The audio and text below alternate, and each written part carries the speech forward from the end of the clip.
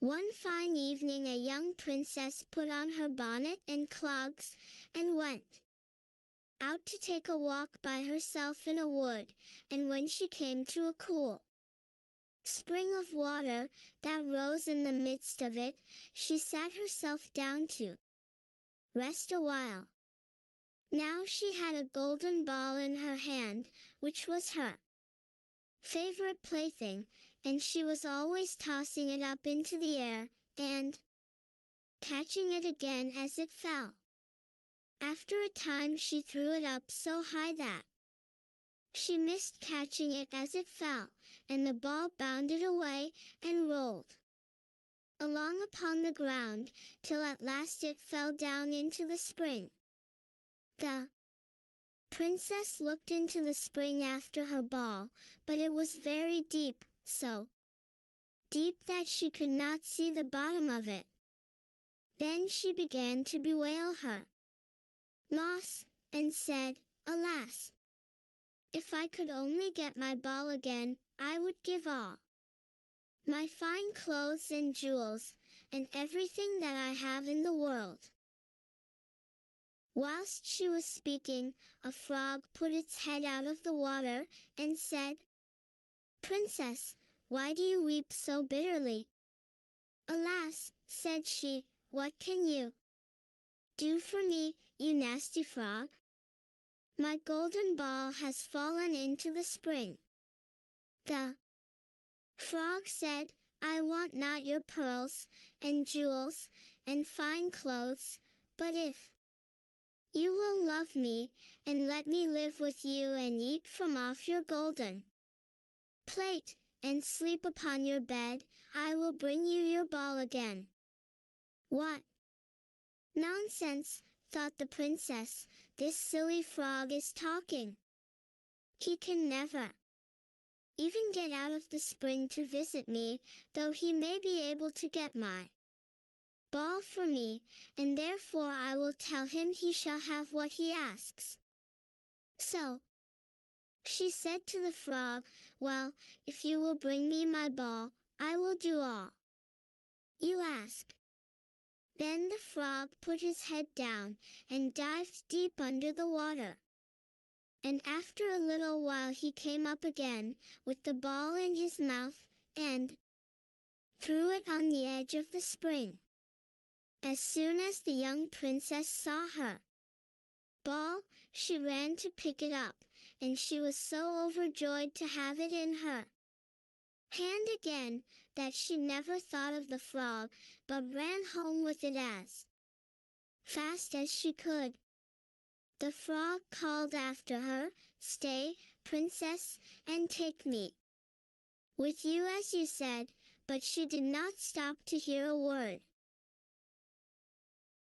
The next day, just as the princess had sat down to dinner, she heard a strange noise, tap, tap, plash, plash, as if something was coming up the marble staircase, and soon afterwards there was a gentle knock at the door, and a little voice cried out and said, "Open the door, my princess dear. Open the door to thy true love here. And mind the words that thou and I said, by the fountain cool, in the greenwood shade." Then the princess ran to the door and opened it, and there she saw the frog, whom she had quite forgotten. At this sight she was sadly frightened, and shutting the door as fast as she could came back to her seat.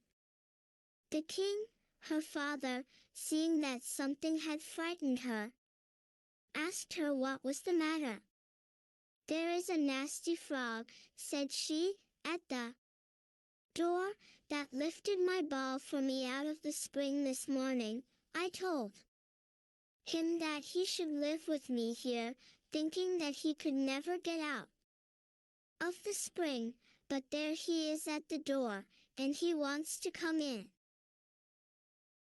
While she was speaking the frog knocked again at the door, and said, Open the door, my princess dear. Open the door to thy true love here. And mind the words that thou and I said. By the fountain cool, in the greenwood shade. Then the king said to the young princess, as you have given your word you must keep it, so go and let him in. She did so, and the frog hopped into the room, and then straight on, tap, tap, plash, plash, from the bottom of the room to the top, till he came up close to the table where the princess Saturday. Pray lift me upon chair, said he to the princess, and let me sit next to you. As soon as she had done this, the frog said, put your plate nearer to me, that I may eat out of it. This she did, and when he had eaten as much as he could, he said, now I am tired, carry me upstairs, and put me into your bed. And the princess, though very unwilling, took him up in her hand, and put him upon the pillow of her own bed, where he slept all night long. As soon as it was light he jumped up, hopped downstairs, and went out of the house. Now, then, thought the princess, at last he is gone, and I shall be troubled with him no more. But she was mistaken, for when night came again she heard the same tapping at the door, and the frog came once more, and said, open the door, my princess dear. Open the door to thy true love here. And mind the words that thou and I said. By the fountain cool, in the greenwood shade. And when the princess opened the door, the frog came in, and slept upon her pillow as before, till the morning broke. And the third night he did the same.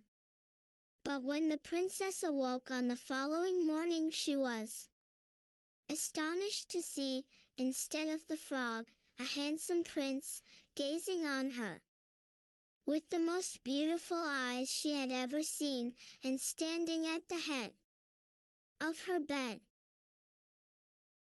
He told her that he had been enchanted by a spiteful fairy, who had changed him into a frog, and that he had been fated so to abide till some princess should take him out of the spring, and let him eat from her plate, and sleep upon her bed for 3 nights. You, said the prince, have broken his cruel charm, and now I have nothing to wish for but that you should go with me into my father's kingdom, where I will marry you and love you as long as you live. The young princess, you may be sure, was not long in saying yes to all this, and as they spoke a gay coach drove up, with 8 beautiful horses, decked with plumes of feathers and a golden harness, and behind the coach rode the prince's servant, faithful Heinrich, who had bewailed the misfortunes of his dear master during his enchantment so long and so bitterly, that his heart had well nigh burst. They then took leave of the king, and got into the coach with 8 horses, and all set out, full of joy and merriment, for the prince's kingdom, which they reached safely, and there they lived happily a great many years.